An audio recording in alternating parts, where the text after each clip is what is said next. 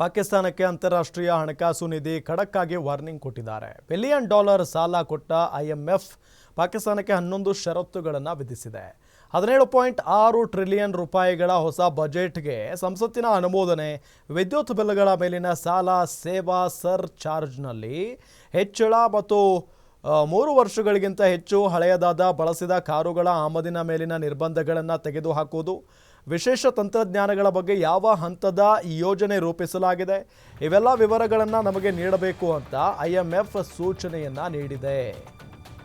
ಹಾಗಾದರೆ IMF ವಿಧಿಸಿರುವಂಥ ಷರತ್ತುಗಳೇನು ಪಾಕಿಸ್ತಾನದ ಮೇಲೆ?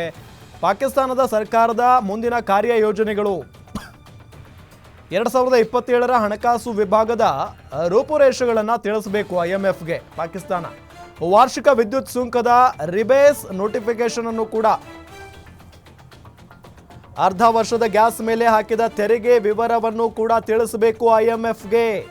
ಸ್ವಯಂ ಉತ್ಪಾದಕ ವಿದ್ಯುತ್ ಸ್ಥಾವರಗಳ ಸುಗ್ರೀವಾಜ್ಞೆ ವಿವರವನ್ನು ಕೂಡ ನೀಡಬೇಕು.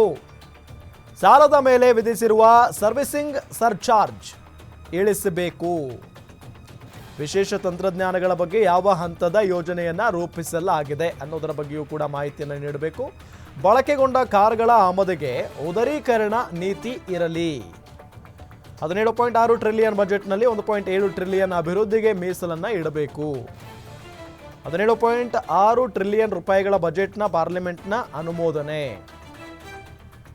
ಪ್ರಾಂತೀಯ ಮಟ್ಟದಲ್ಲಿ ಕೃಷಿ ಆದಾಯ ತೆರಿಗೆ ಸುಧಾರಣೆಗಳ ಮಾಹಿತಿಯನ್ನು ನೀಡಬೇಕು ಅನ್ನೋ ನಿಟ್ಟಿನಲ್ಲಿ ಒಟ್ಟಾರೆಯಾಗಿ 11 ಷರತ್ತುಗಳನ್ನು IMF ವಿಧಿಸಿದೆ ಪಾಕಿಸ್ತಾನದ ಮೇಲೆ ಅನ್ನೋದು ಗೊತ್ತಾಗ್ತಾ ಇರುವಂಥ ವಿಚಾರ.